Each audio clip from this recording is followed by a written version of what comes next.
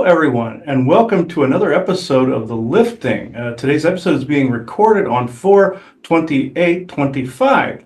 We're here with Brian Tseng again today, and we're here with Robert Kalil of The Typical Skeptic. So this is going to be a great show today, folks.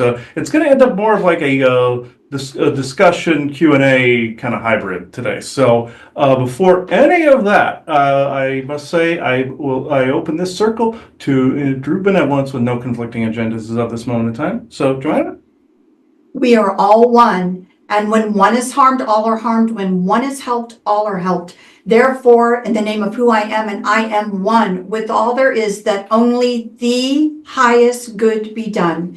We pray for you, your friends, your family, your loved ones, to let healing energies in. Let them love you, let them nourish you, and let them bring you to your highest good. We ask for benevolence now to come in with no conflicting agenda, to come in and to support this conversation, to participate in this conversation, and to rally around so that we may have this conversation in peace and with understanding. We ask for malevolent or mischievous beings now to be swept away so that this conversation can be had in peace. And with that, and with great blessings that we always send your way, we say, so be it. So be it.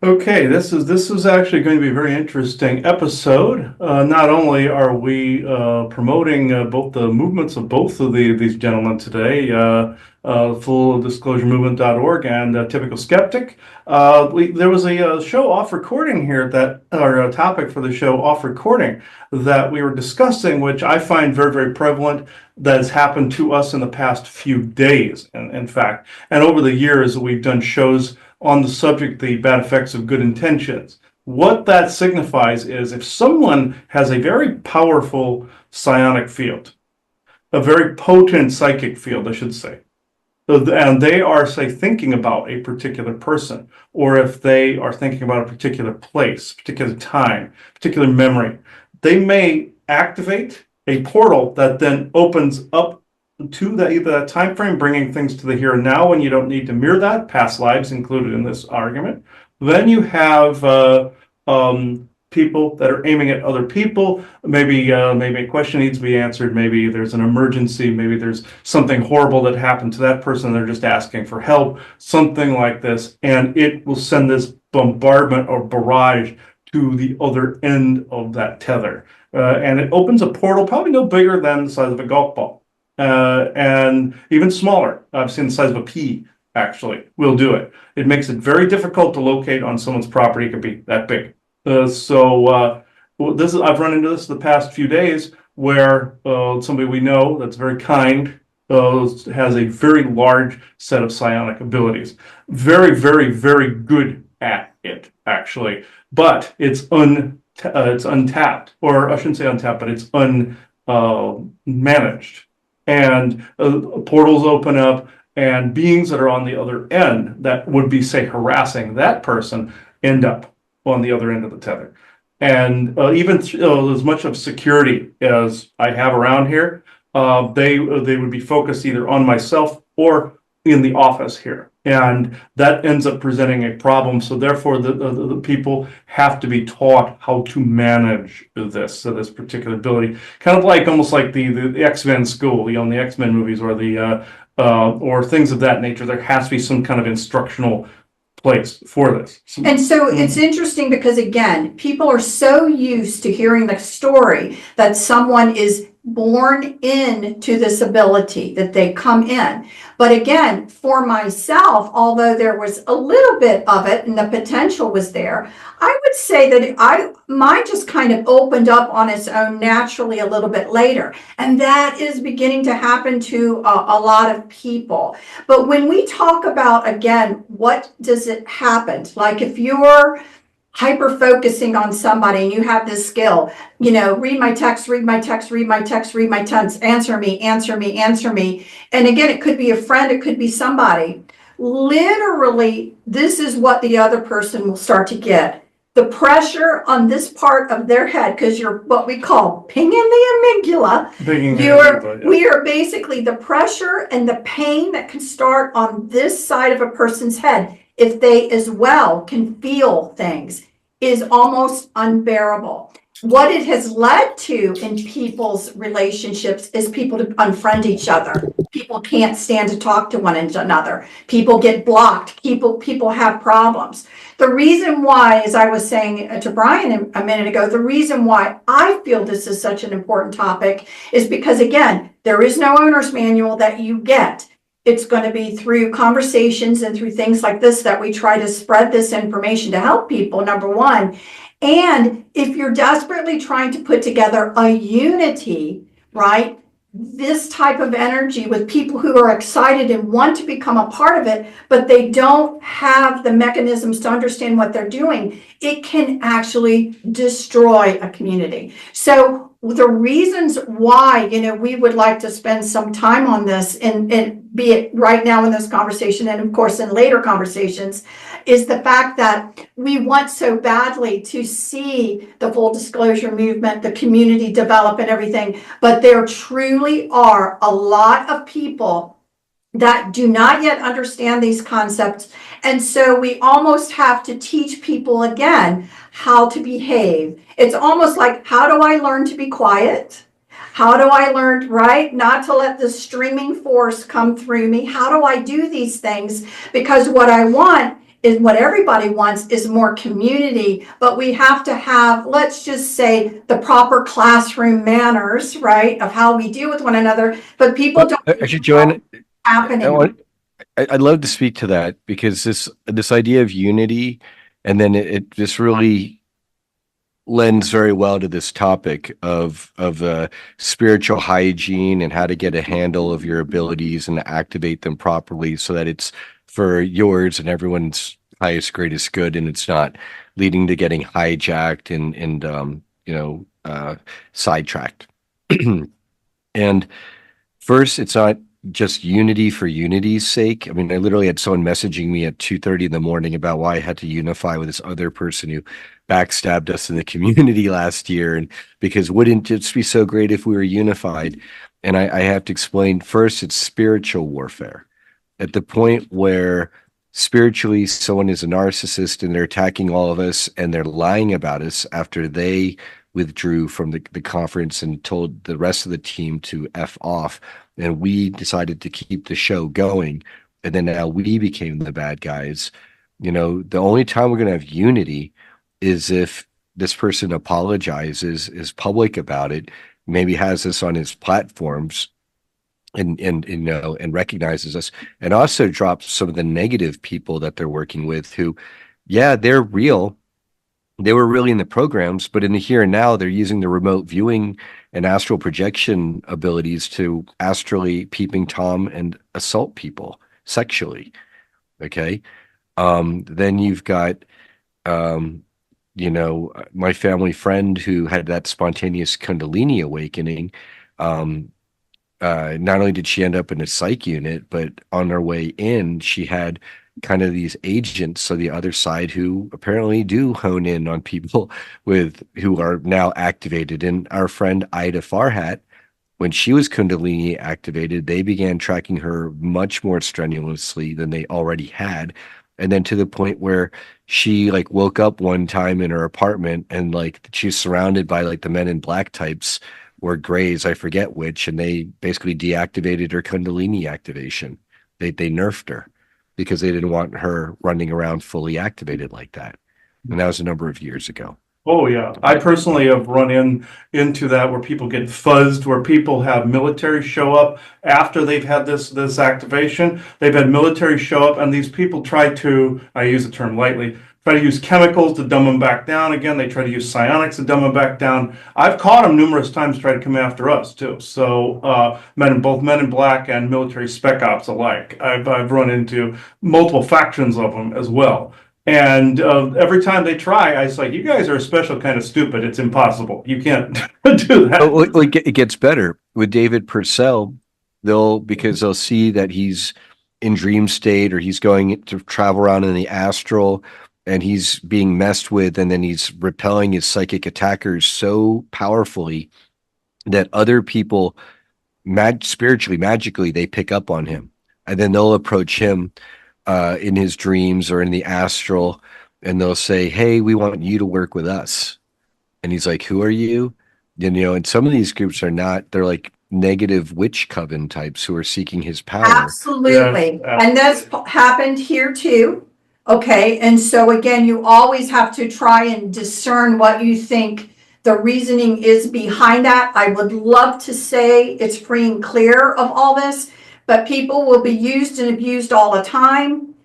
Especially if they do not understand what they're doing. And they, again, have to understand a bottom line premise that we are not free and clear of people that are disinfo agents, misinfo agents. I think, again, when you look at somebody, if you feel they're a true, let's call it an activist, an activist personality is one that gets hyper, that gets excited, that is, it's almost my way or the highway kind of thing. That is not good because that's usually a different type of protocol that's been set in place, let's just say.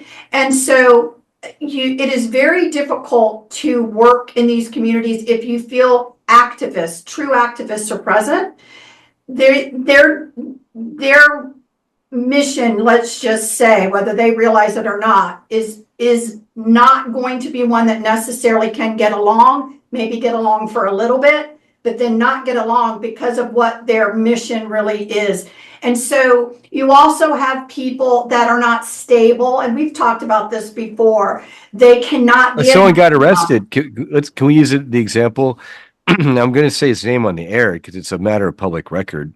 okay. And because this person has been terrorizing everyone in our disclosure community for several years now, multiple years. His name's Jesse Balk of Watertown. I know that dude. Right. I know that dude. I read Yes. the same. Yeah. Yeah. Exactly. And he's the one who, and Penny Bradley herself says this, Jesse Balk threatened to come find her, track her down, and slit her throat. She's Oh like my an God. elderly woman. Right. He apparently, after like threatening all of us for years, and my analysis is that he is real. He has had dreams of like being in space battles with reptilians and all that. And then, but he's got the programming where he goes back and forth and he says, well, the MK Ultra stuff down here on Earth is real. Okay. And the assassins training and assassinating people stuff. Okay. That's real. But all that space stuff, everyone, including himself, we are all put under AI virtual reality simulators. And so these were all simulations, and we're just live action role playing right now off of computer simulations that they use I've to heard brain. that. Yeah, I've heard of that. That's where he's coming from. Mhm. And I've heard a couple other people, and I understand people who view them energetically for attachments. They see the same type of like negative black AI tentacle machinery coming off of them in the astral. And basically he was in the programs, he is real, but some people are really fried out, and they're so fried out in the here and now that the other side uses them as useful idiots and flying monkeys and Manchurian candidates to hurl at us, especially when we're making more and more of an impact. This is consistent with Project Oblivion, uncovered by Olivia James and Misha Johnson, myself, and other people. That's the project that the handlers have invented to basically retaliate against all of us in the movement to hamper us since we're being too effective too soon. Exactly. Just, people again may have realized that this is going on, but this is not new. This is, as we've said, we call it hitting trigger points in your growth that there are basically timed within you. If you hit a certain trigger point, that something then comes in to smack you back down. We've talked about that a little bit before. I think a lot of times, people are discovering it, thinking somehow it's new, but it's been going on for generations. And, it's just that people are starting to see this, but it is prevalent. So it is a good understanding for everybody to know that these things really are happening. Unfortunately, again, I've said this to you before, we've spoken about like in the SSP and things, that I would love to say that when people were sent back, that they were sent back unprogrammed.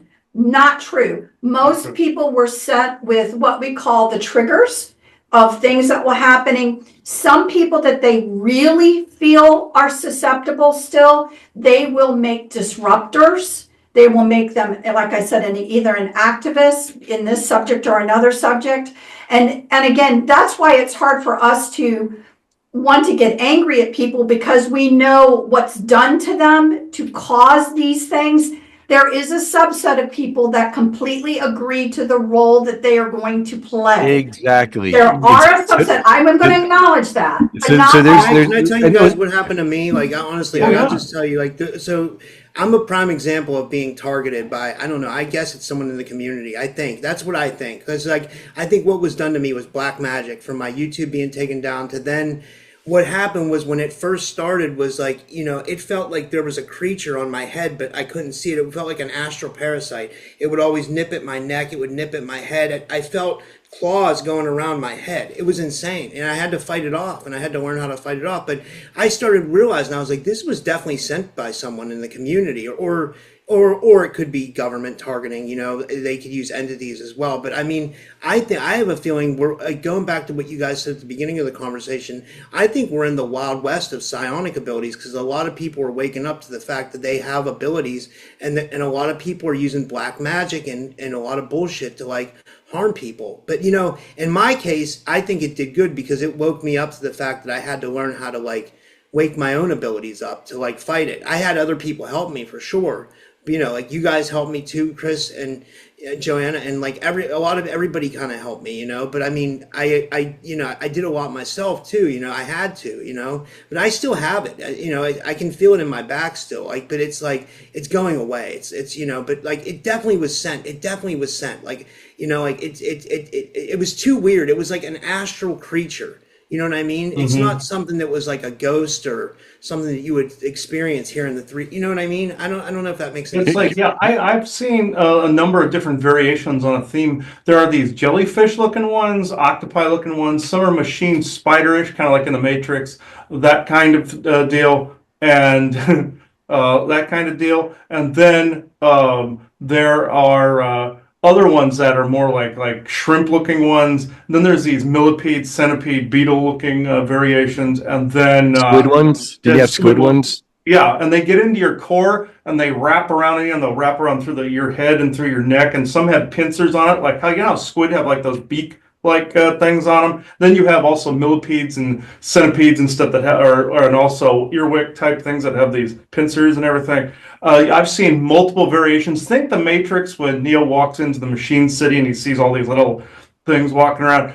Think that, and think of like also the machine arms from all the bad guys they have to fight through it. It's like that. Some are organic, some are machine, and some are in between, and some are just animals too that exist in different layers. Like if you get a mosquito that bites you, or a spider that bites you, or a bee stings you, it's the same identical thing within another layer. Some people caught a while back on camera, some paranormal investigators quite a while ago caught these little rods that fly through these little colored rods, energetic rods. Those are animals that exist in a different frequency. There's these insects that exist in another frequency.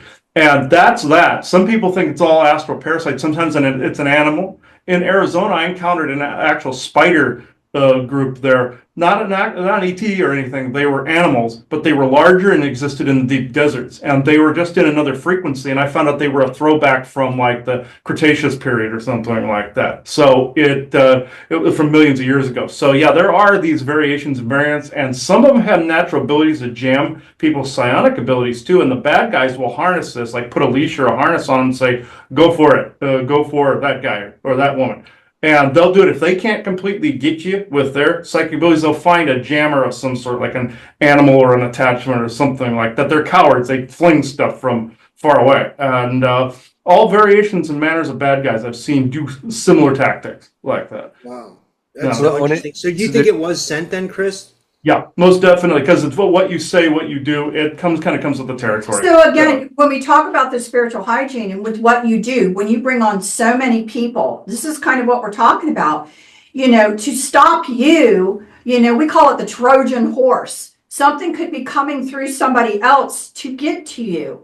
And so Yeah. you happen to be a person who speaks to so many different people. So one of the things like you saw us do an opening and, set the intention, set the rules, set the expectation, ask for the help for these malevolent and mischievous beings not to be able to come through. So some of that, I think we would recommend to you. You can do it how you want, but the concept is own the space, Robert. Own it. Yeah. And Yeah, you that's say, my point. you can come on and talk to me, and this is how this stuff is going to run. And so, just like we're going to do an opening for the full disclosure, because we want to own the space and have expectations. So it could come through to you again, not even being from a person who's knowingly doing anything, but they're literally being used as a Trojan horse to get to you, let's say.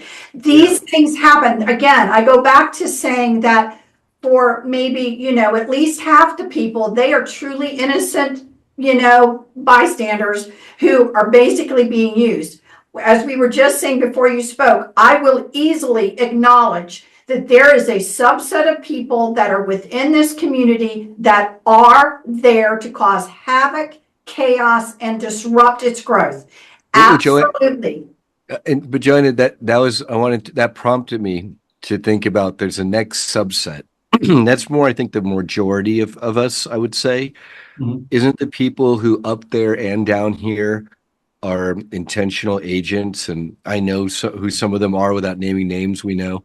But then there's all the people who, like, I believe the Jesse Balks, the Eugene Sonny Irvins, and Jesse was just arrested for threatening the local police department because, unlike threatening us online and threatening to slit our throats, the police department locally don't take too kind to that when you post No. about that on Facebook, and they'll come get you. And they did for him. Wow. And then he's definitely looks a lot humbled.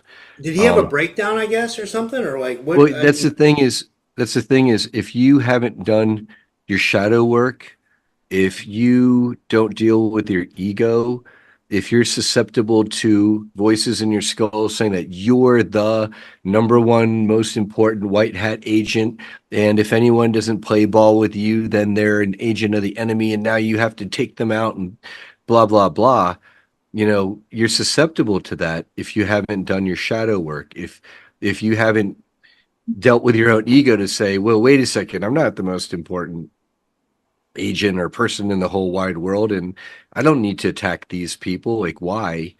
The more that you're spiritually strong foundationally, the harder it is for the other side to attack you. And then that's where they usually then Parts of truth. So the one love true them. thing that he said is that virtual reality is used in training.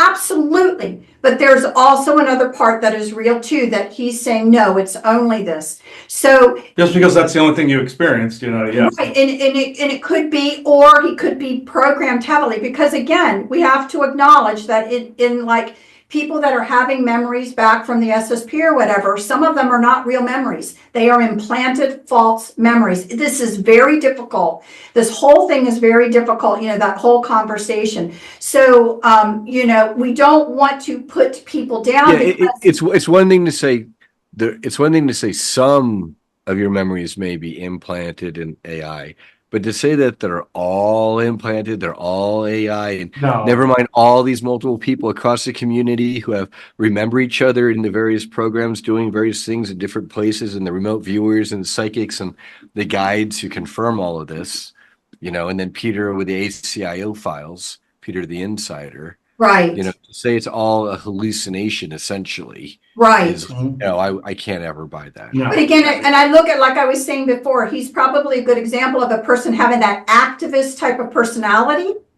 that, I'm going to stand and shout this to the rooftop and everyone's going to hear me and they're going to, and I'm the one. When you get into that kind of personality type, you really have to say, wait a minute, because, that's a, believe me or else type of personality that is there usually intentionally to disrupt.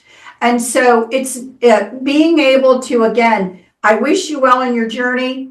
Don't know whether you agree to this or not, but I wish you well, but we can't play in the same sandbox. And, you know, that there has to be recognition that at times that things like that must be done in order to more firm the foundations. And then, as we're saying, even about yourself and your share, Robert, and what we're talking about, we have to actually have talks about the community, how we interact with one another, those with psionics, how do you control these things? Because we do want this understanding and if you can understand what's going on, if you can develop it properly, then you're so much stronger with your own personal intention of what you want to see happen. So, but it's all very, very, very real. But again, with no owner's manual on what to do, it's very difficult. But as we were saying before, like I said, I'm trying to give people an understanding of what does it feel like when you are being so heavily focused on, right? It really will physically hurt. It's really going to make you not, you're concentrating more on that feeling and wanting it to go away, like a bad headache starting, but it's a big pressure that comes with it as well.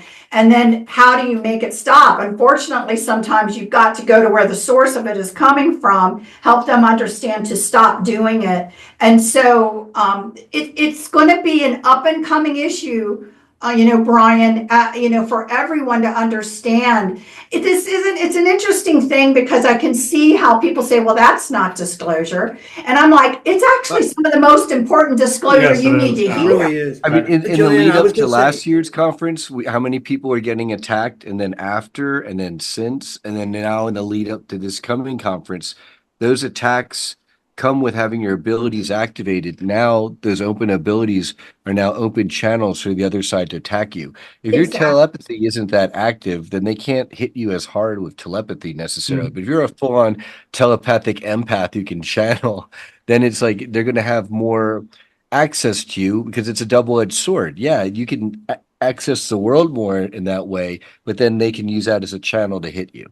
Mhm. I was going to say, Exactly. Joanna, what do you think about like can we strengthen our auric field? Because I think that's what would happen to me. I think I had holes in my auric field, and I think that's how someone was able to get to me. But like, if we strengthen our auric field, would that help? Yes, and so Mhm, again, yeah. part of that is again that imagination center. And so again, that imagination center where you see yourself, you like if I said to you right now, Robert, use your imagination and tell me how far out is your base energy from your body? I How would far say out about is it? 5 feet. I think So You should have it in a So lot closer than well, the that. one thing Yeah. that we say, can you imagine yourself bringing that energy in? Can you literally imagine seeing that energy out like that and you bringing it in? yeah. Okay, so get it at about, a foot from your body, no more than that. Okay, Okay. so the reason we say that, you have to learn to be able to imagine and truly be able to feel the energy and bringing things back in.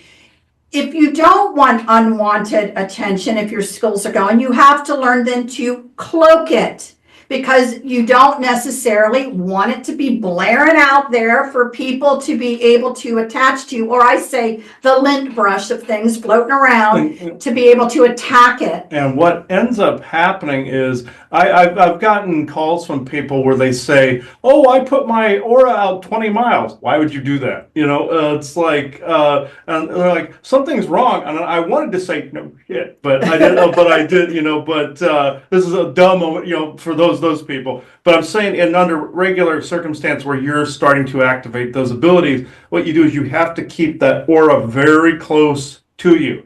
And I envision a suit of armor forming around me, kind of like a knight or something like that. Monks do this one technique, especially Tibetan monks. What they do is when they run mantras into their subconscious, like they do Om or anything like that to keep their brain active, what you do is you program your subconscious to say, okay, when there's danger around, automatically pop up that suit.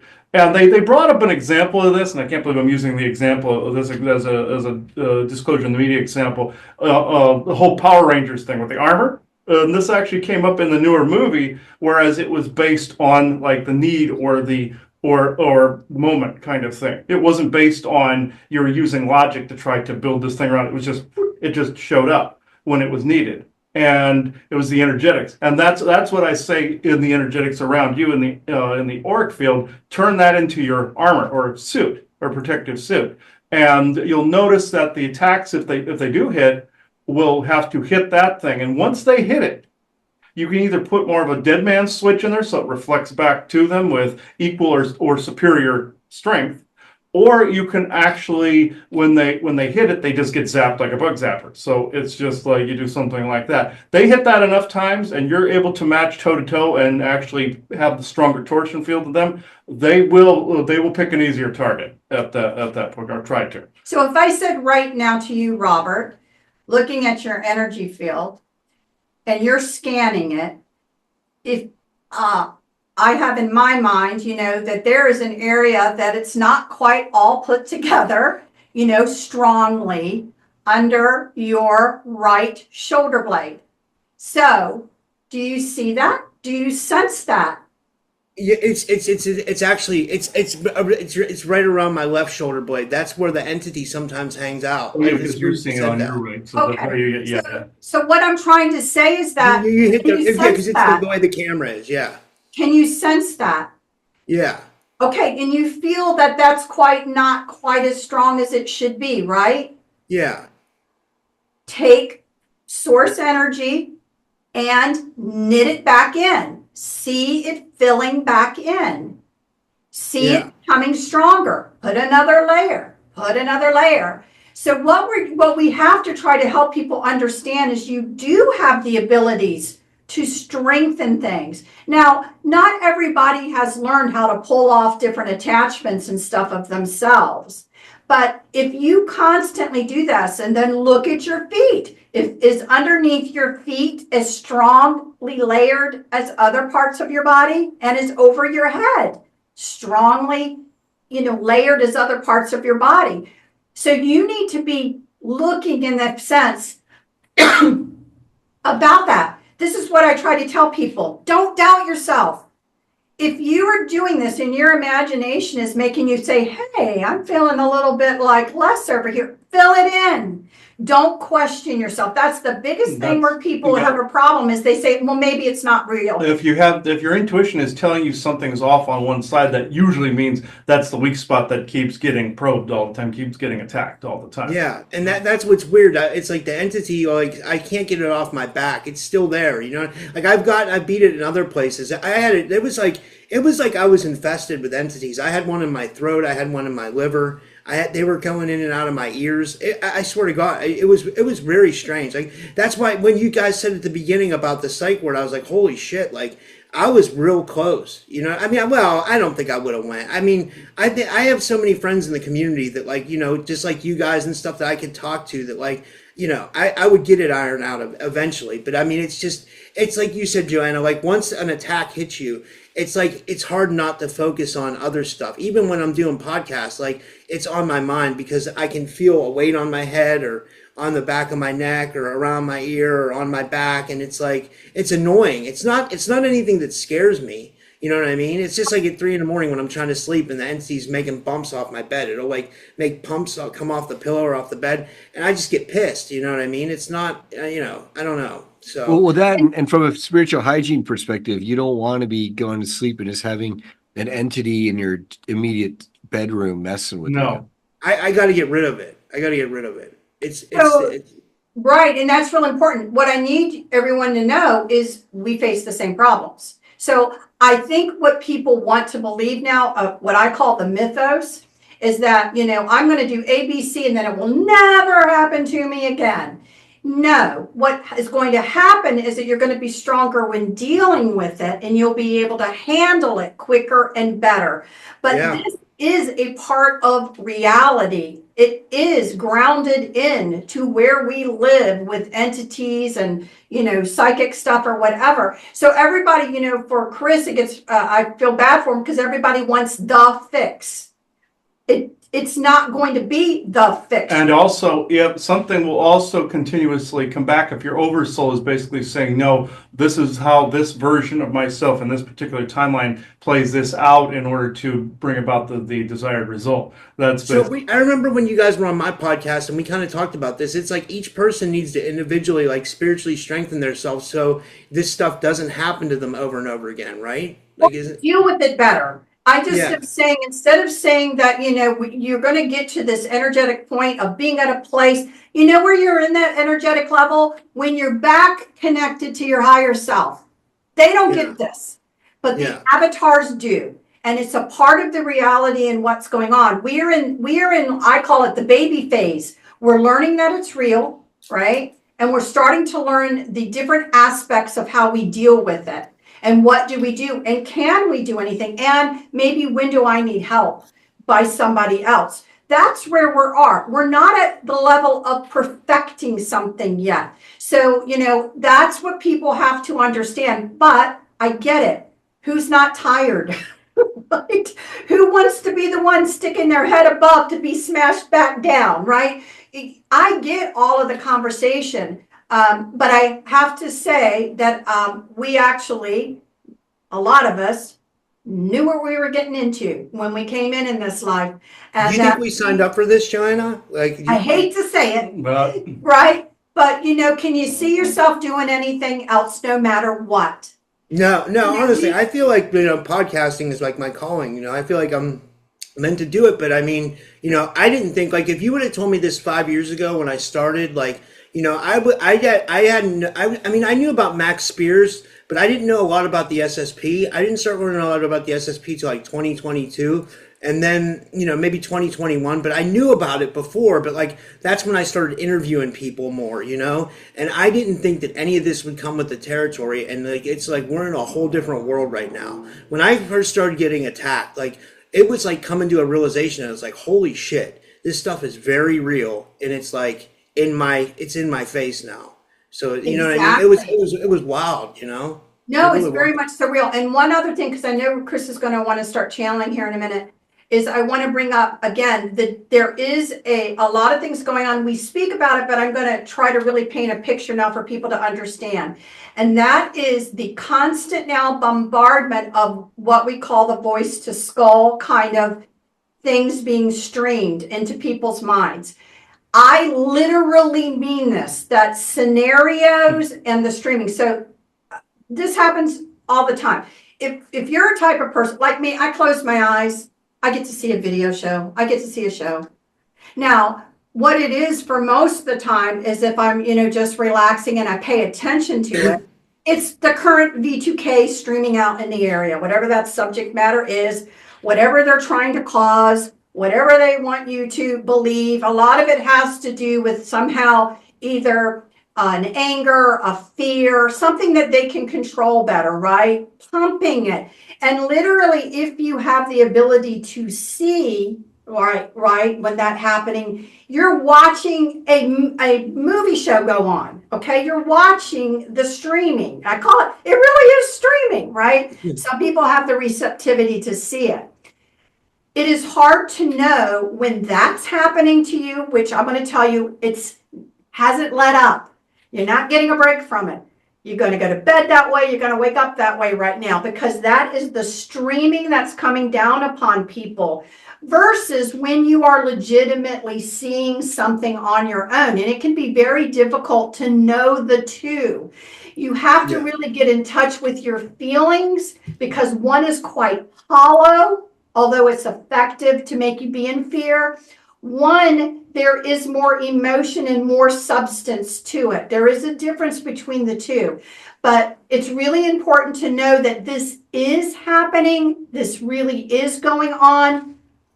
It is happening to everyone, whether you can feel it, whether you can see it or not. And it does, those waves do go into the brain and they do affect people. Thus, we have in our country right now all of what we would say is an increase in fear and violence, right? And people snapping. All of this is that energy, whether you can see it or not, and it is affecting everyone. So it is important for people to become become aware of that, right? As well as, again, the effects of certain medical things that were done to people, making people more susceptible to it. Damn nano jabs and their shenanigans. Right? Yes. And And so, but I'm literal when when I'm trying to explain to people that if you have the receptivity, you could literally just close your eyes and watch the show. And that's how I think about it now. I used to get really irritated about it until I had to accept the fact that it's just here. And whether I want it to be here or not, it is. And so you then have to learn the skill of, I'm not watching this anymore. How do you turn off the TV, right? And you can, with skill, choose, I'm not watching this anymore. I know it's a bunch of BS. Have fun, guys, whatever. See you later. I'm turning it off so that I can rest. I will not pay attention to it. I jokingly say that it becomes that Charlie Brown teacher in the background, but you're not paying attention to it anymore. And that's where people also have to go with all of this so that they can center within themselves. And then they're going to start again. What are my personal intentions and how do I want my energies to go out from what I want, not being affected by all of this stuff that is very real, that is obviously affecting a lot of people in this world right now. Exactly. I agree. Yeah. And then doing parasite and metal cleanses can also help facilitate some of this, because with the parasites, there's a spiritual aspect to them that maybe lower energies seem to exploit.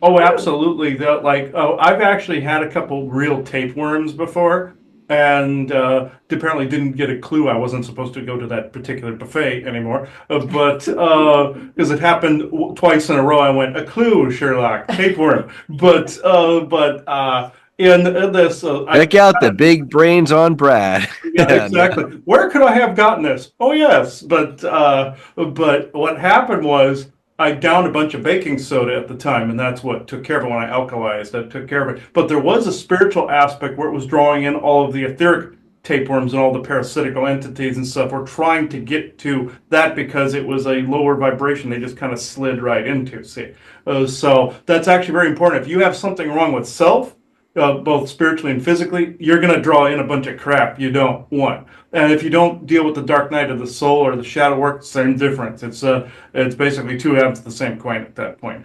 Okay, I think we're at the point where then we could do the channel. So give me just a moment here.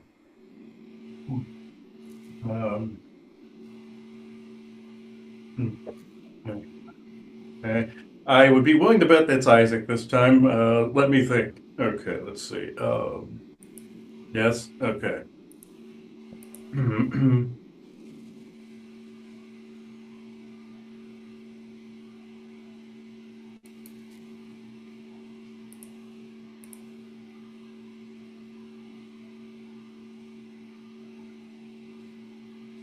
Yes, who would have thought that it was me talking again on this program? I've only done it about a bajillion times. So, I may be there at the conference. You never know. I may talk to people there too. Some people have spotted me at conferences before, both in physical and also in telepathic form. I was there last time too, but nobody saw me. To take a trip out to Vegas sometime, you might see people I talk to out there. But in this instance, what you are talking about is 100% true. There are people geared out there not only to do harm, but to go after people that are not doing any harm and turn them into a harmful bot, as it were. Turning them either through the jab, either through psionics, through chemical intrusions, any of these things, into a self-replicating psionic bot and or recorder. They will project outward and attempt to spread the ill psionics like a virus. So, unbeknownst to them. And as he was feeling with the people in question before, in the back of his head, he was feeling this hit. He was feeling this hit through his skull, and this started to radiate like gonging a bell, or radiating a bell, or hitting a gong like a Chinese gong. It sent that forward. he wanted it to stop because of the viral nature of this. Nanobots, all you have to do, if you run across, say, a nanovirus, if you are in a particular frequency, you can command it with your psionic ability through voice, kind of like the Thum in Skyrim, where you go, "Hurrah," you tell it to without sounding like I vomited. In this, where you can basically instruct it with frequency, you say nanobots or nanoprobes shut down now, now, now, and 3 times, and they will fall to the floor.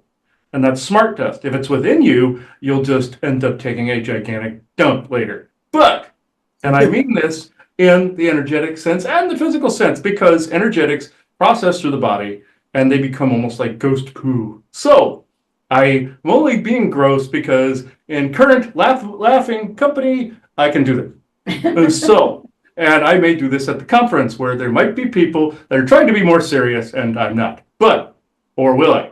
That's the question. In this, in a serious note, though, Rob, the entity in question is definitely something you don't want on your pillow with you. Some people have these on their pillow with them. They are really great at transforming into things you think they are, from bats to beetles to bugs to insects to dust to feelings to all these things. That's in this instance, it's a form of a succubus.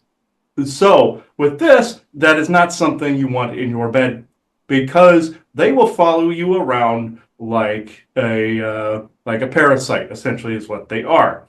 These things eventually create almost like a symbiosis with the person they're with, but the difference is they don't generally, they're not very bright. And they don't always check to see who they go after. Somebody with superior psionics can wallop them a few times, and they will still try to keep coming. The object of the exercise is do not give them what they want. In this instance, just visually reach out and touch them, either toss them away, visualize them going through a portal, into a fire, into a volcano, something, into a star, burning up, etc., etc. These things hate sunlight. These things hate people that have a large psionics, but yet they're drawn to them like a moth to a flame. It's unexplainable how stupid these entities are. So, then some of them are strong, some of them are not. You happen to have a moderate in between one. It's not always attached to you, it just wants you to think this, and it throws attachments, like little bug-like creepy things that scratch and bite and sting. They pull these things out of their butt, and you think I'm joking. It's essentially, it's off of their neck, actually, but I'm basically saying their head is their butt. But I'm just saying the dimensional space they come from is, how can I describe this? It's essentially, if you were to walk into, say, your bedroom or into a closet space or something, there's always a space in your house, in the room that you happen to be staying in, there's always a space in the walls beside where the pipes and where all that exists and the air ventilation ducts. That's where these creatures exist dimensionally. They are not exactly in a habitable one. They ghost in and yo-yo in from an uninhabitable one only by them. So the object is they can go boing in and out and they're gone.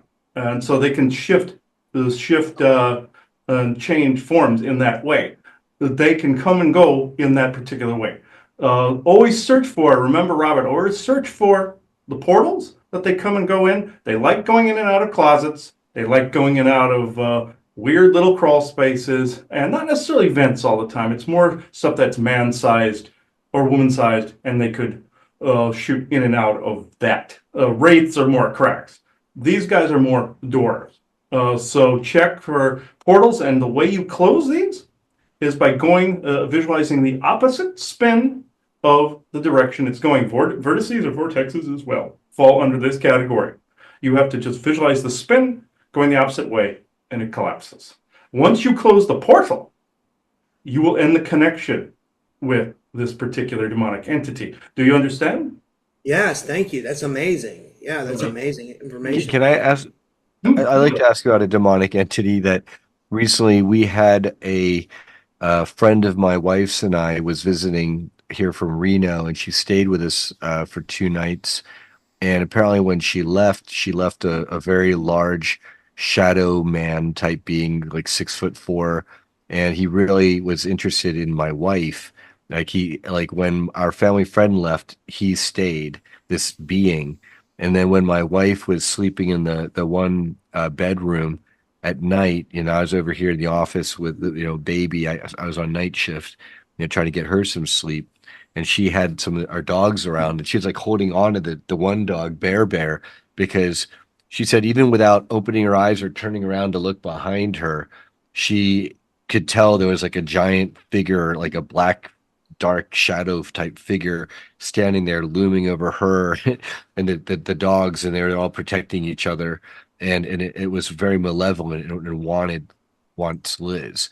And then later on, I believe we were able to chase it out of the house because Jaden is very gifted in energetic work. But if you could weigh in on that, Isaac, if you're able to determine like what that was, what did it want? Is that a demon? Is that a jinn? What was that?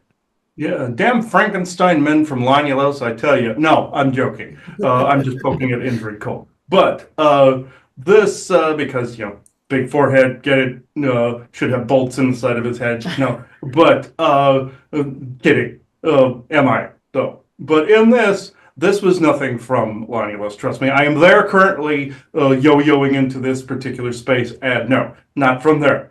This particular being was, how can I put this? If you could see him, he would look kind of like a Frankenstein-ish figure with pale, silvery-looking skin. This is why I made fun of Indrid Cold. That's what he usually looks like he's drank too much colloidal silver. But in this was more of a robotic version of kind of like what you would see on Lanulos as some of the worker types that's there. We did not build this. This was somebody else that built this, and they built it to be kind of stupid. In this, so this particular thing is a lurker. They're called a lurker. Not unlike the lurker class that's in your Elder Scrolls series that looks like an aquatic lizard, or as he called them, aquatics. In this, I gave him the idea, by the way. And Richie, I'm giving you credit too out there for this. This particular entity being was basically, this lurker was put together and created to cause havoc. Their programmers wanted to cause the most havoc in a household possible. You could akin them to a djinn, just like on Lanulos, you have searchers, and you have both human and android types, or human-esque and android types, excuse me. You have lurkers out there that people will build from a set of specs like they do the Zeta Greys. They're hired out to multiple races. Lurkers are also hired out to multiple races, and these guys are just plain creepy. They have no beating heart in their chest. They're all mechanical. They're similar to Data on Star Trek, and they tend to just be creepers in the corner. And what do they actually do once they're there? They will follow you around gathering data and return that information to their creators or activators. Lurkers, like I said, they tend to look like Frankenstein. They don't have bolts. They might as well have them. But they have a set of circuitry through their neck and through their eyes. They collect data and leave. If attacked, they will run. So even though they're big and bulky, they tend to be cowards if they're noticed. They don't really talk to people. They're just information gatherers. And they're all around creepy. So he's run into a couple and not understood what it was. But they are mechanical, they're android in nature, and they have very simple programming. If they're noticed, leave. So this is essentially what that was. The dogs were afraid of him because they also, not only was his energy very dense, his intelligence was kind of dense too, and so was his benefactor. Just saying. People like that tend to be as dumb as a box of rocks. That's defaming rocks. So is that if I may ask, the benefactor like a male? Because it seems like that android being is more focused on the females. Yes, and then the benefactor is male. What some of these business people, I'll use this lightly, do when they want one of these. Say if you had a catalog and you were selecting from a type of whatever you want to buy, or you get on Amazon and you buy something. or on eBay or Etsy, you buy something and you want it to look a certain way. Sometimes you want a custom job done or getting a car paint job done. What do you want? What design do you want? What maybe dedication to somebody who passed away, whatever. This is the same thing. Some people just want the vanilla version. Let's just say, like in a video game, you want the vanilla version or the ones with mods. This is the same thing, where you might have certain attributes you want more of, certain specs you want more of, like you see in the video games you keep. You put one set of specs in one thing and deplete another, or increase another and deplete another. It's the same thing. Different strokes for different folks, but the benefactors usually are in some other either star system or in some other part of the galaxy somewhere, or even close by, right outside. I don't know, maybe your solar system, and they used a big super gate to come into outside the solar system. Somebody like that, maybe sitting in a ship that's maybe about the size of a Buick, something like that. I was actually looking as we were speaking, and then now he's leaving. Okay. I just want to make sure when they're seen, they leave too. But these are information gatherers that can get around the treaties out there by acting as if they are like shadow people. They've even disguised themselves as forest people before. And going after your wife, they are actually interested in certain types of genetic material, usually Nordic in variety, Viking, Norse, Nordic, Scandinavian genome sequence. They usually, though that particular benefactor wanted that particular genomic sequence, the dogs were afraid because they didn't know how to interact or what to do with this particular being. And I use this lightly. Yes, they are sentient AI, but they are barely sentient.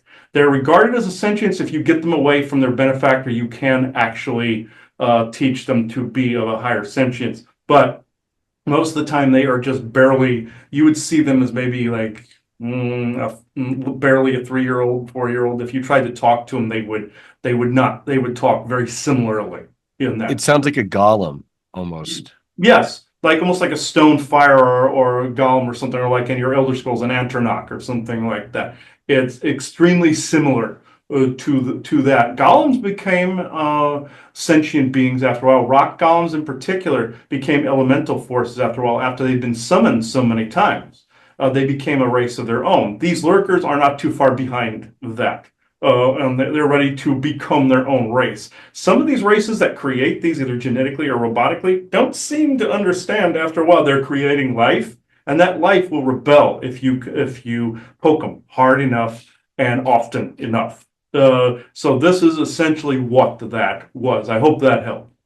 Yeah, well, absolutely. Would it have like taken some strands of Liz's hair maybe off like the comb in the bathroom, or like that kind of genetic harvesting, or is it more she's asleep and it'll try to like get a scoop of like skin off of her or something? It was like that. He'd actually been lurking around for about maybe a week before you spotted him. In that time, they tend to collect skin cells, hair cells. They don't go after like innards, like eggs or inner tissues or anything like that. This is more like hair tissue. If there's any bodily fluids on sheets, they tend to dig through the garbage, dig through the sewers. Pretty creepy, actually. I'm sorry, Isaac, but then so it was a week before. Then that being might not have come in with our friend Ashley. Actually, this would he did come and go, but it appeared as if he came in with her, basically, so you could not determine what timetable he had truly been around from. He had been there slightly before, but then followed her around as well to see if he could gain any opportunistic samples from her as well. Because the benefactor likes the gals, it sounds like. Yes, they take the genome. Basically, think of it this way: think like sex trade. Think of something like that. They create a clone by which then they can have their way with, sort of thing. If they can't abduct the person, they get cells. They might recombine them with other things, and voila, you have a fetish. So, just saying, creeper. All around creeper. And yes, unfortunately, this does happen in the galaxy, same as it does on Earth, just in a more bloated, creepy way. Thank you. It's very helpful, Isaac. Thank you. So Isaac, going back to Robert, is his problem still there or has it been resolved? I feel this withdrawing I don't know if you do, Robert, but I do Yeah, feel. it seems like I'm getting stronger and it's getting weaker. Yes. Still feels like it's in my back, but I'm fighting it. Like, and I still get clearings, and I'm pretty active on trying to get it cleared. Yes, he has attempted this multiple times. What he is not understanding is you must sometimes teach a man to fish and not catch him a fish. So your oversoul essentially came into that role to be able to teach you how to do this on your own because that type of talent is needed right now in this particular set of timelines. Yeah. This is exactly why this took place. It's not going to be allowed to go too far. It's just that these particular opportunistic entities are another one of those creepers in the corners or lurkers in the corners that also have to get more, what can I say, publicity. So Yeah. the more you oust these beings, the less likely they will be to harass you. Can I ask you a question? Do you think in my case and in Brian's case, these were sent to us by people in the community, or do you think these were agencies who sent these beings, or do you think like it was a separate in each and they just kind of showed up? It's a little from column A, a little from column B. Some of the lurkers in the community, let's just say, have connections out there that also are opportunistic little trolls out there that wish to get their talons into the community because that's what they do. There's also government agencies that want to send moles in there. Be leery of this, Brian, because of the fact that with each and every conference, there is either a psyops, a narrative, or a mole, or all the above, trying to break apart the movement from within and try to shatter it in multiple which ways. The same goes with you, Robert. The reason you were targeted is for the same reason, helping that particular movement along and also living in your passion. We can't have that, can we? That's exactly what some of these, you called them anti-changers and anti-changers. You have changers here present. You have anti-changers within the community. Also, there are some called inborn. He calls them inborns, where they were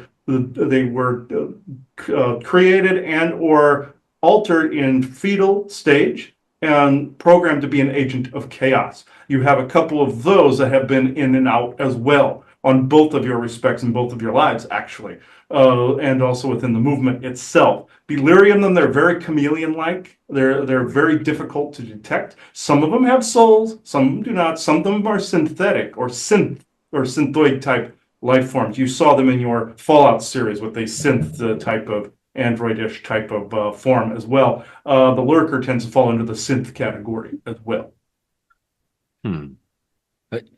Isaac, when you were there at our conference in July of last year, did you, may I ask, did you see any of these agents or lurkers or types, and what did they look like? And then is there like any back and forth between the forces of dark and the light, where the forces of light are fending off the forces of dark, or is it more just a stalemate and they're just there to observe?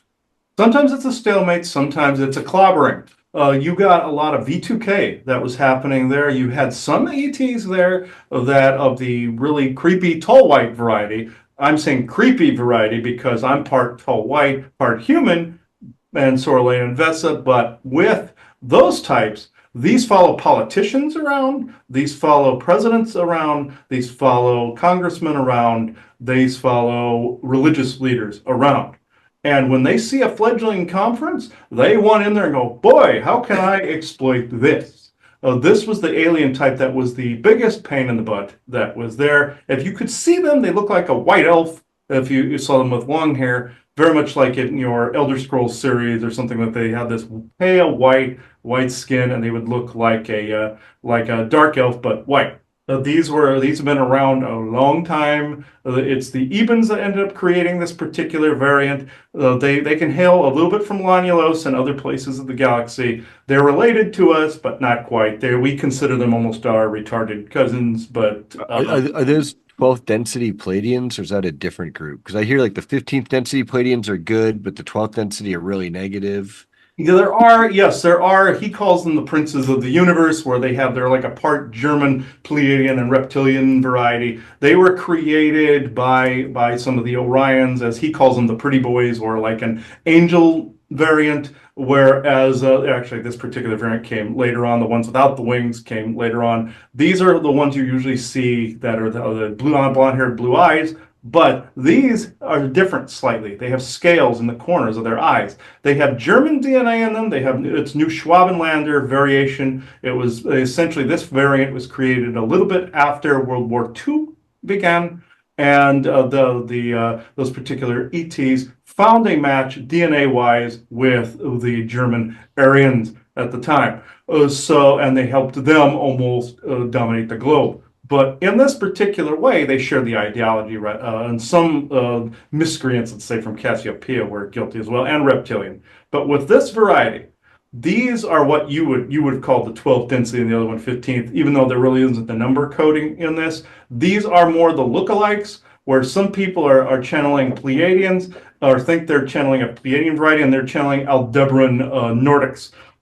Are essentially what Hitler and the Vril Society with Maria Orsic communicated within Aldebaran. And essentially they got reptilians, and these particular variety, then more German DNA was added to the mix afterwards. I got a question about that, Isaac. I don't know if this is different, but there was an author I interviewed from Australia. His name's Ryan Musgrave Evans, and he wrote a book called Finding the Crypto-Terrestrials, and that was kind of big in our community. Crypto-terrestrials meaning like that they're from here, that there's a race from here. And when Brian explained them to me, he explained that they were kind of like a version of a tall white. And he said weird stuff like he said they use like some of our like garbage, like they'll take our like shower curtains and seats and put them in their craft and stuff like that. And he said they're like kind of like a version of the tall white. Does that information jive, or Yes. is there a race like that? Yes, they are actually quite creepy. Think of them as the garbage men of this particular variety. They're similar to the other ones. Like you have the Lancaneer tall whites. They're more caravan guards and military warrior-esque type obnoxious ones. Those are the ones I was referring to for the conference. These guys are more blonde-haired, blue-eyed, or white-haired, like hazel-eyed, with more of a vampiric look to them. If you saw them, or saw the inside of their ship, you would think they just paid a visit to the American pickers. Because of the fact that they have stuff everywhere. They literally have toilet seats hanging on the wall. They have bucket seats for their pilot seats, and where the toilet should go, they basically have a hole. So they don't know where stuff goes, but they know they want it. Think of them as a pack rat of that particular genetic variant or variable. This is actually true. These I don't want to say American pickers. There is actually a good group out there called the Inisanok. They're actually traders that trade in antiquities and such. But I kid because I hear some of them listening going, "Hey, that's actually us."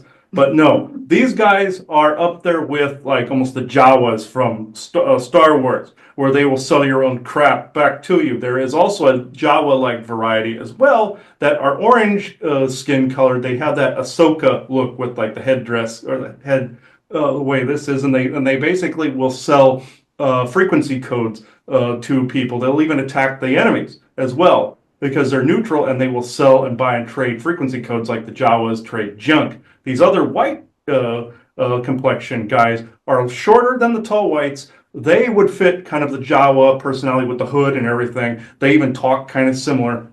Lucas got this from these two varieties, and they will literally have junk. Like I said, if you went in on the bridge of their ship, you would see bucket seats, toilet seats hanging on the wall, and pictures hanging upside down. Probably a mirror from some restaurant somewhere, and one of those flotation devices from some cruise somewhere with the ring with the rope. You probably see that on there. So that's 100% true, Robert.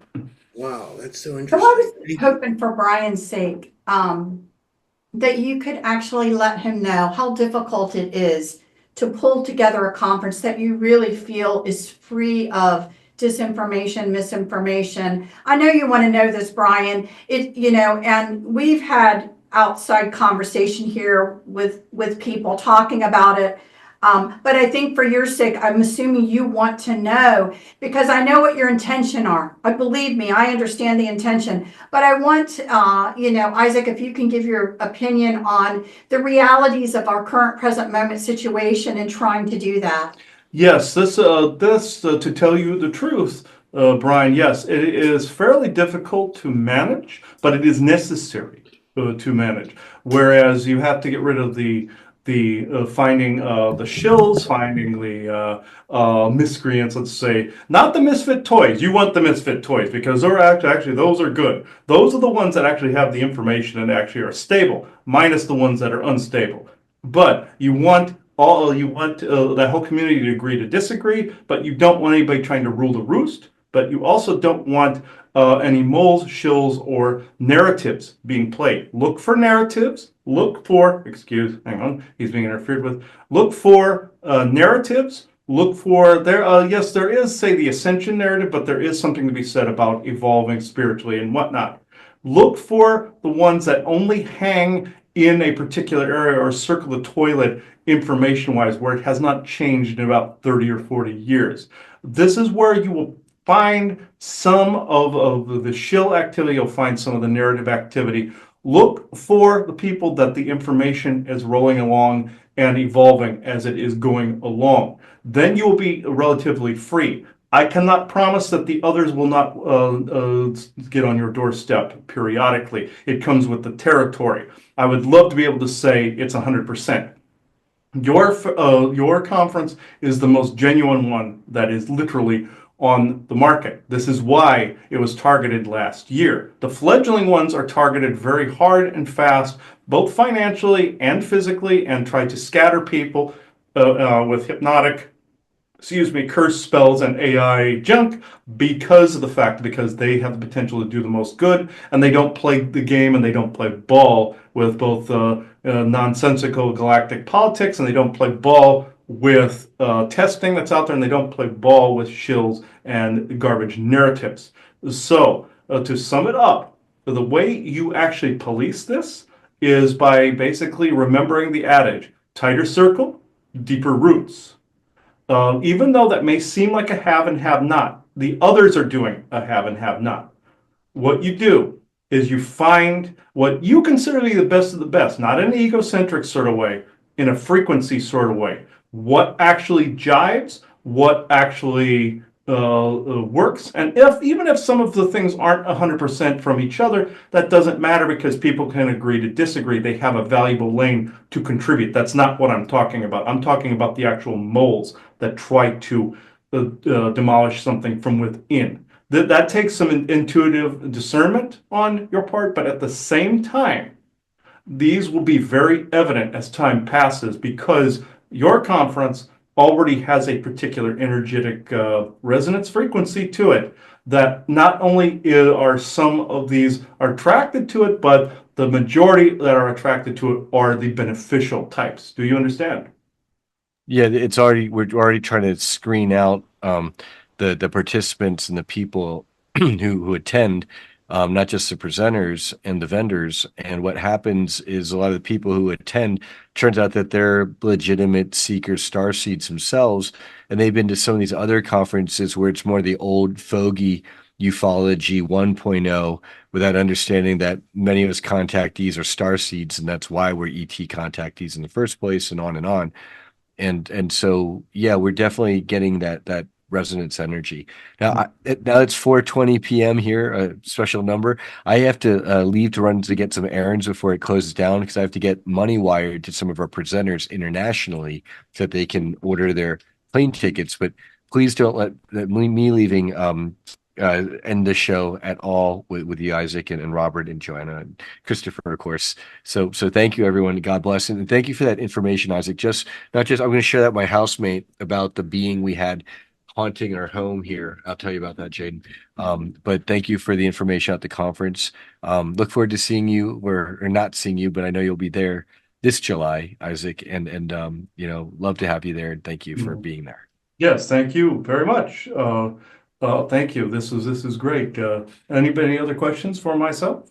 Yeah, I think, Robert, how do you feel about now your homework to look for portals? How do you feel about that? Oh, I think we don't hear you. Are you on mute? I got to find the portal and shut it down, basically, Do you have any question on how to do that? Yeah, like what? How should I do that? Like what? Because I just have a mirror over the window right now because I felt like it was coming from the window. You know. Mirrors are portals themselves. You can cover those with, he covers them in red cloth. Black will work. Red will work from that dimensional space where that succubus entity comes from, because there also some of them are into blood garbage, blood sacrificial junk, and so are Draco. And they will see that as a measure of, oh, something's already occurred here, we don't need to be here. Also, the opposite frequency of red and black will repel certain entities if you cover the mirrors. Now, for non-mirror portals that are in closet spaces, these things are essentially small. What you do is, like I've said, spin it the other direction. But if you can't see it, imagine the space. Imagine like whatever space you are entering.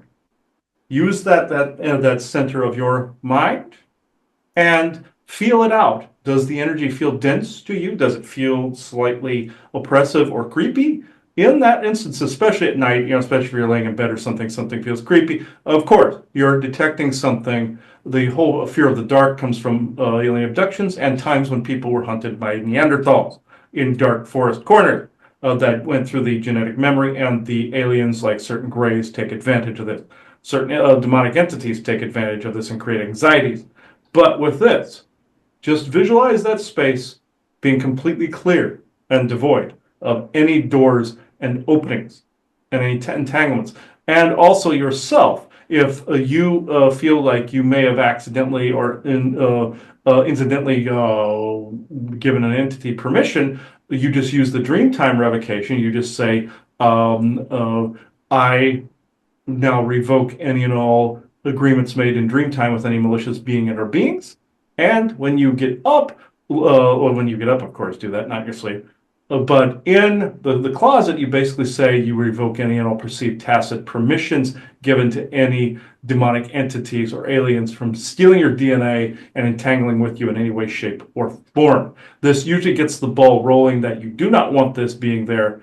And also, you don't want that portal there. And your visualizations of spinning it in the opposite direction that it's going, your third eye will tell you. You'll think it's part of your imagination, a visual that's in your head. You're actually seeing the very thing or the being that is haunting you. Wow, that's amazing. Thank And you. if you Thank you so much. Yeah, and if you start to feel energies, one of the things that I kind of do, let's just say in a room or something, is I kind of think of myself as a little radar machine, right? And I'm just going around the room, right?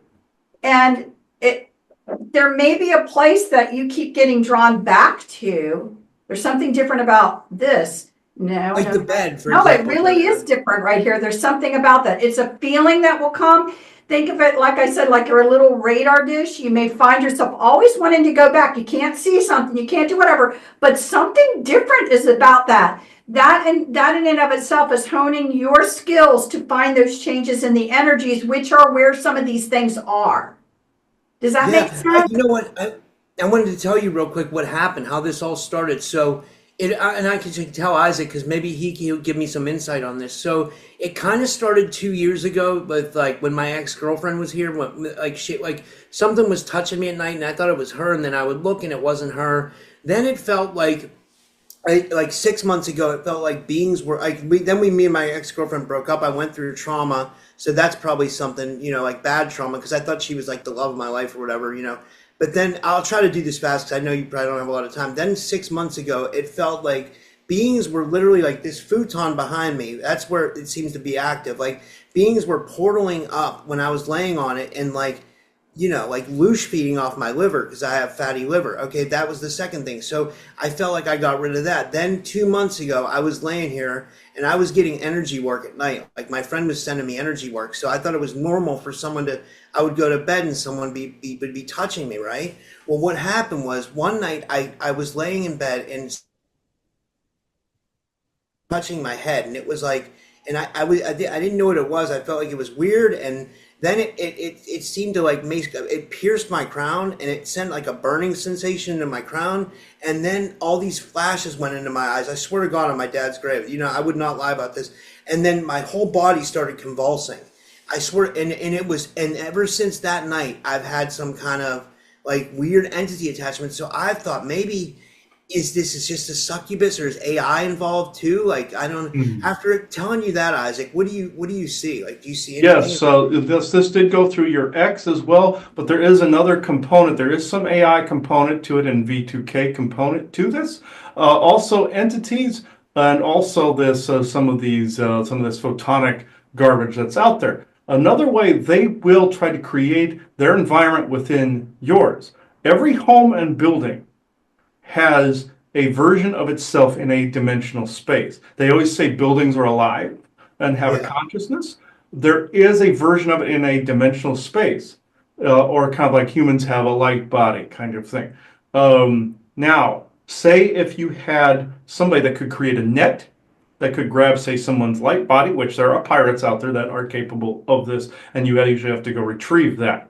Like it's called soul retrieval, soul shards, things of that nature, and you usually ask a true benevolent source creator to help retrieve those and give you any energies back in the here and now that you need in the here and now, and frequencies and tones and soul shards, and then you ask the rest be discarded that are not for the here and now and for the highest good of all, and for yourself, I should say. In this instance, they can also create a version of your place within that dimensional space that is not it. And they can echo and bounce creepy thoughts and entities and junk within that terrarium. The way you get rid of a terrarium, I call it a terrarium because it's a terrarium in the truest sense, and they watch to see what you do. What you do is you use the opposite element. They are using a variation of both light and water molecules to create this. And what you do is you burn this with fire, boil off that water, and burn that like it's paper mache or like thin paper. Burn it off, and it frees that building and or house that you're in of that trap presence. Visualize fire, magic, fire and ice, fire and ice, fire and ice, fire and ice. And you do this. And after a while, if beings keep trying to reestablish this, they will stop, because they, on their end, it costs them resources. And it's just like, say, if you had to buy a new computer each and every single time you turn the damn thing on and off, you would stop doing it. So you wouldn't have the money to do it. Think of resources being expended on that technological area as well. Aliens use this type of tech sometimes to create a terrarium that is soundproof so they could walk through. Other times it's dimensional and timeline based, where it goes into other dimensional spaces. And then you have that situation. It's the same technique. Several races use it. Whereas then they can stream creepy thoughts into your head. They can also get creepy things to start happening. They can also influence people around you, like your ex.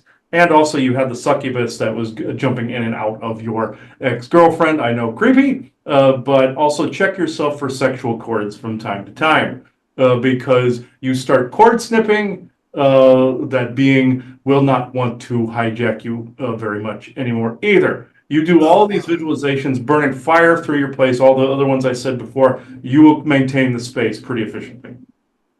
Wow, thank you so much. That's amazing. That's amazing. Thank you. Wow, thank you so much.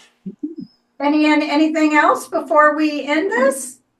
No, I think that's it. I'm excited. I'm excited. I'm hoping to be at the conference this year. And maybe we could do another interview before.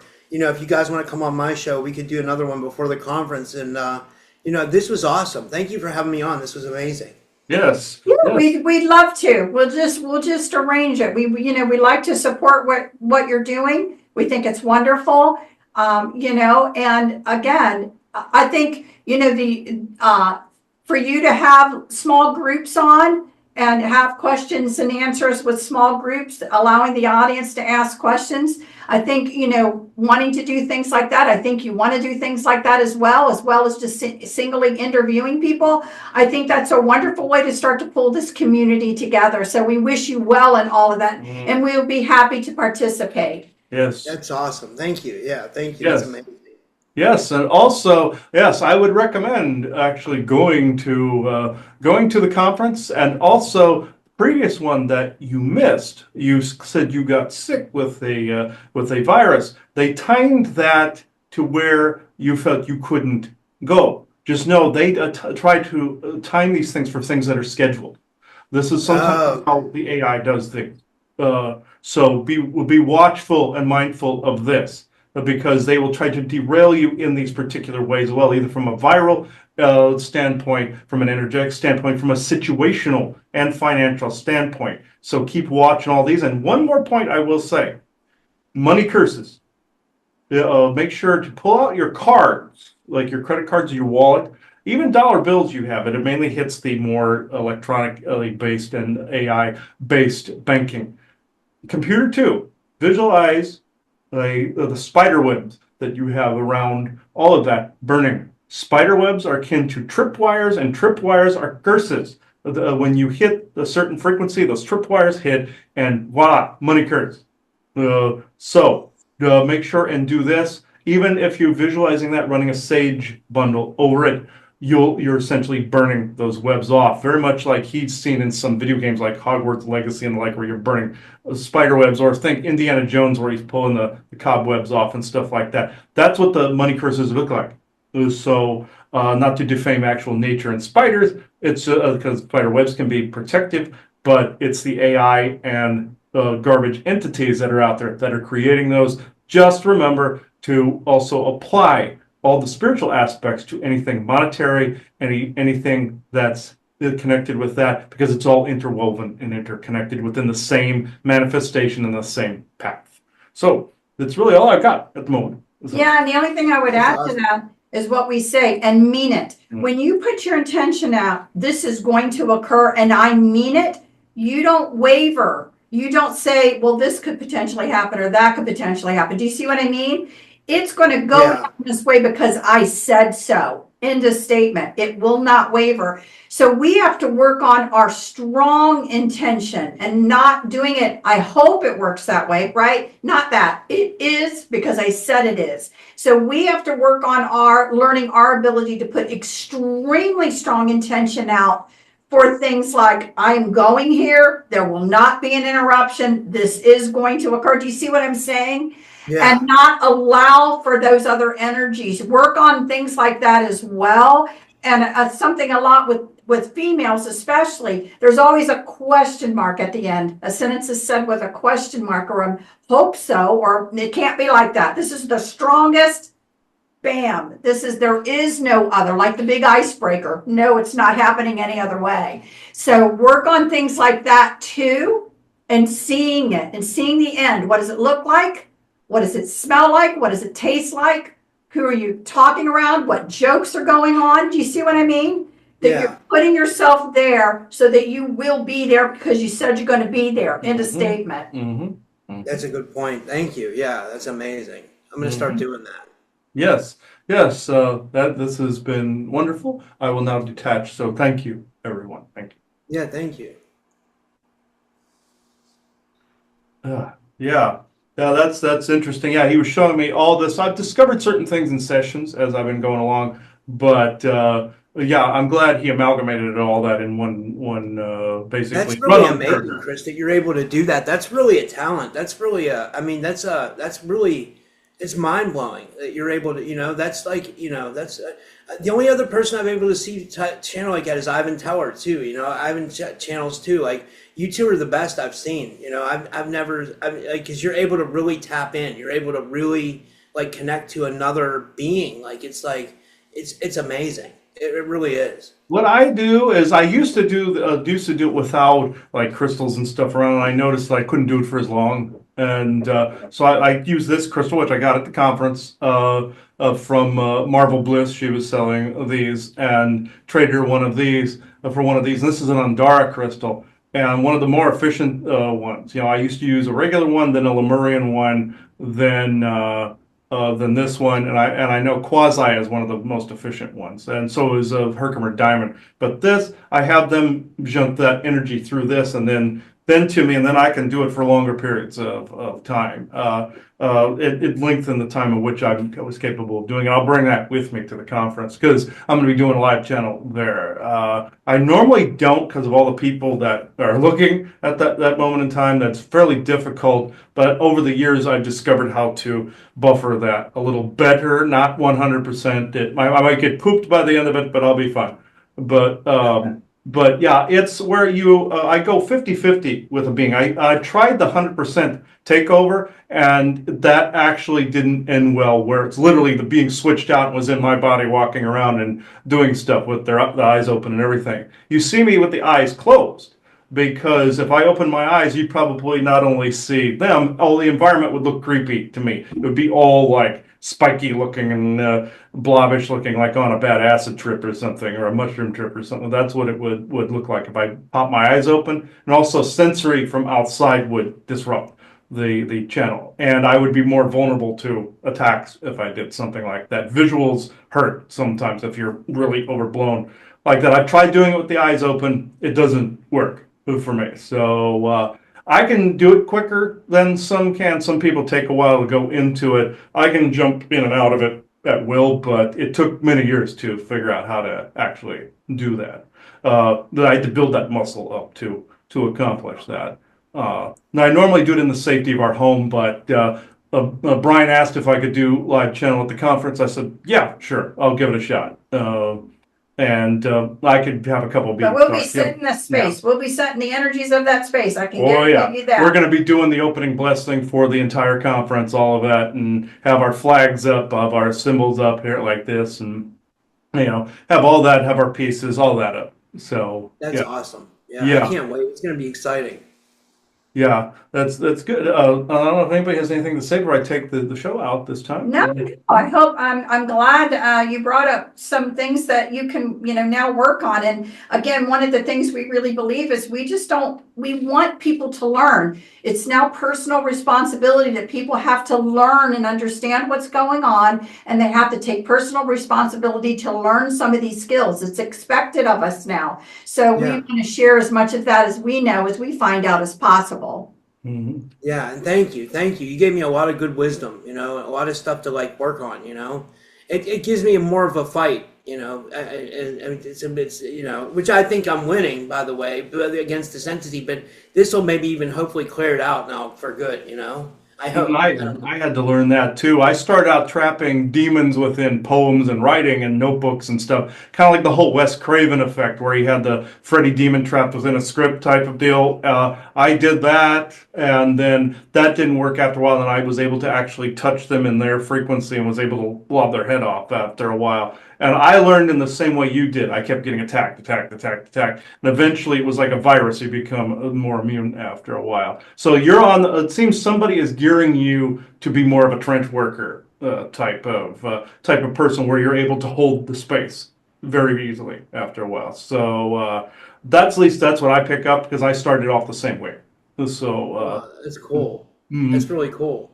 Yeah, I think so too. Joanna, do you have anything else we can? No, I really hope everyone really enjoyed this today. Really happy to be able to talk, with you, and we look forward to speaking with you again, and we'll see everybody else another time. Yes. All right. Yeah, thank you everybody for watching this episode. I now close this circle within true benevolence and no conflicting agendas at this moment in time. So thank you everybody for watching this episode. Go to the conference. Go to Robert Kalil's The Typical Skeptic on YouTube. Rumble, actually, they removed you off of YouTube on Rumble. No, I have a new YouTube, but it's Typical Skeptic Podcast 2.0. But you're right. I try to move people to Rumble because YouTube's crazy, But I mean, yeah. Thank you, Chris. Yeah. I will put all pertinent links in the descriptor. So thank you, everybody. Go to the fulldisclosuremovement.org. Get tickets for the event. I'll put the link in the descriptor too. So thank you, everybody. Bye-bye now. Thank you, guys. Have a good night. I do want to say the aliens that were mentioned in this show,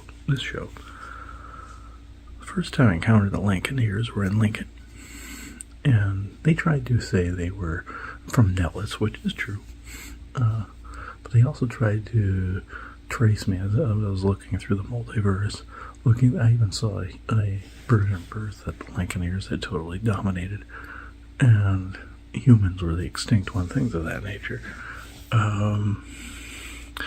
Even destructive universes, things of that nature.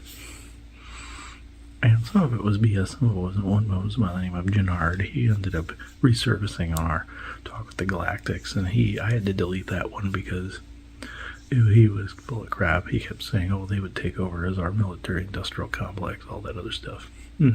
Full of crap. They're caravan guards in the soul trade, where you see them carrying around soul arcs. They're the ones that take the ghosts out of graveyards, like you saw me mention with Forest Home Cemetery, where all the ghosts were lined up and they wouldn't let me purge them because the angel told them to stay there. They were even quite agitated when I said, no, this isn't your afterlife. They kept saying it was their afterlife, all that other stuff. They're heavily involved in the soul trade. And caravan guards, things of that nature. If you had powerful warriors, wouldn't you want to use them for that, just like the Vikings were used in the past as caravan guards, as even on pirate ships, even to guard money. Usually people, they were for hire because they were strong warriors. I would have hired them in 2 seconds, but the point is, I saw them. This was on Fletcher and Lincoln at Links and Lincoln. You can look up that apartment building. Can't remember the apartment number, but the first time I saw it, there was President Obama was on news broadcast at the time, press release, and I saw these two figures walking on either side of him, and they noticed this was live, and they noticed I was looking at them, and they turned and they bowed to me, and there were these white figures, so they have white skin, pointy ears, like an elf, and then mostly it's hidden by hair, but they're like an elf or like a Vulcan or Romulan or something, or the snow elves from Elder Scrolls, Skyrim, Dawn Guard expansion. Look that up. They're the Orion forces that look like this as well, like the elves and the Thalmor and Skyrim. It's their Orion offshoot. But anyway, the point I'm trying to make is, they said Isaac said they were around politicians. Well, when Obama was done talking, he started to walk off the stage. They bowed again to the crowd. They walked up, and they were controlling some of the press, and they were controlling him. And they were actually channeling through him. I noticed they were trying to say things to the press to get the words out there. They also put music programming out there. You remember hearing us talk about music programming in early lifting episodes, where they put certain programs in there. Even spaceships are up putting that in there. The cabal through V2K, or the government through V2K, doing it. You know the whole spiel. But through frequency, you know the spiel. But they were adding things in as well. And they were adding things hypnotically over the news, even though I saw also glyphs passing through. These weird glyphs that were hypnotic. I saw them in shows. One show I saw it the most on was Keeping Up with the Kardashians. Another one was The Walking Dead, even though I'm a fan of The Walking Dead. Trying to get people to co-create that. As even now they're trying to tell people that there could be a zombie apocalypse. If that's the case, we've either co-created it or it was true all along. It happened on another planet called Zir centuries ago in the Galactic Federation territory. The Orions did it to test something out, and nobody's allowed to go there. They test viruses out on planets, and they basically create the disease to create the cure. But the whole point of me saying this is the Lancaneers basically lied about their origin point on multiple occasions. Like Isaac said, they're retarded cousins from Lonulus. They're dimensional and they're planetary, interplanetary, interdimensional, interworldly worlds, worlds within worlds. Ancient origins, the Ebens created them. They revolted, just like the Orions created the Ebens and also other elf varieties. They revolted against the Fomorian wizards at the time. The Fomorian wizards and Fomorian elves are essentially like Lancaneers, but they're also the the transhumanistic, some of the people that from Atlantis that got drained, as well as pre-Adamite forms as well. by Enlil, by transhumanizing them. When Atlantis got a signal across time by the Orions, the original Orion Greys, on how to create the technology on their end, their homegrown version, got so enamored by it. Eventually, Enlil bombed the crap out of the place, and we know where it went from there. But, yeah, this is essentially what took place. That's why people are so enamored with transhumanism. But these guys, one came to me in a dream one time. I was walking through a hotel on the boardwalk, seeing a big tidal wave coming towards the hotel. I put up an energy barrier around. Looked like a mix between the Serrata and the boardwalk.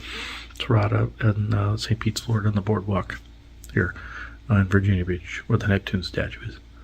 I remember going outside, trying to fix something, and I had to bust through my own barrier at one point, pushed my way out.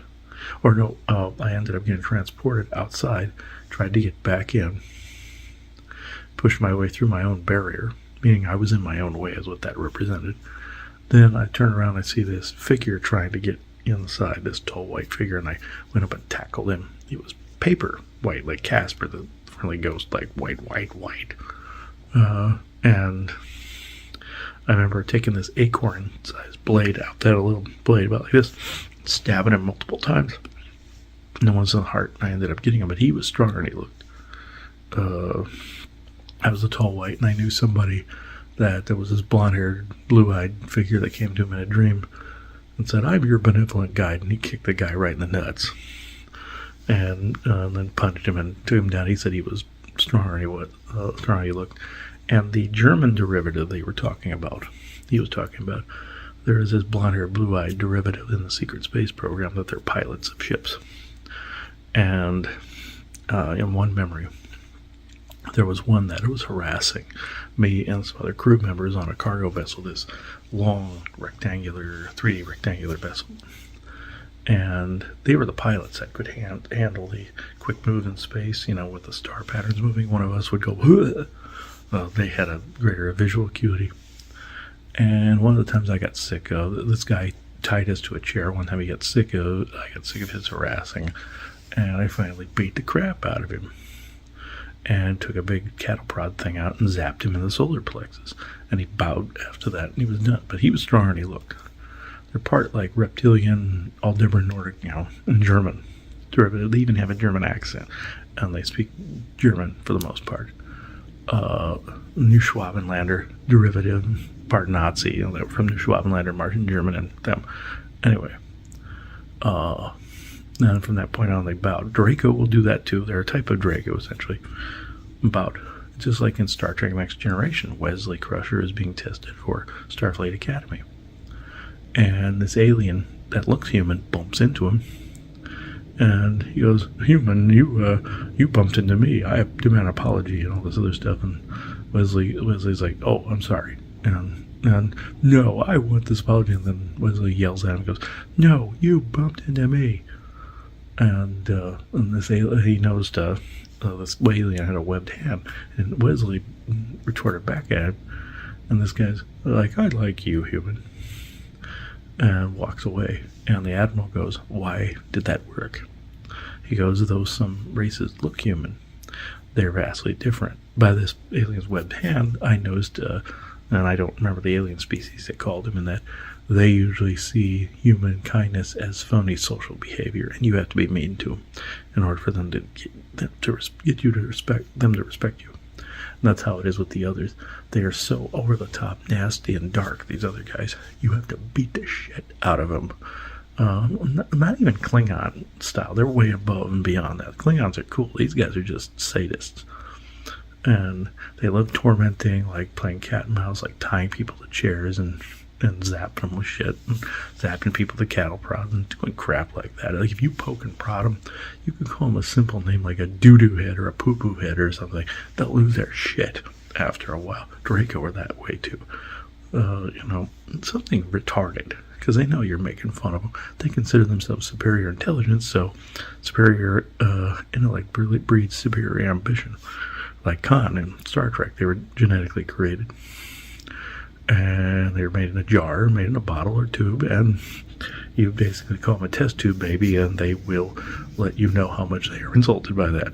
So, So, and somebody laughed when I told them that. So, anyway, I wanted to update people on that. I thought that was rather funny. A little bit of my secret space program in there. It is 9:56 p.m. Eastern Standard Time, Monday, April 28th, 2025. Thank you.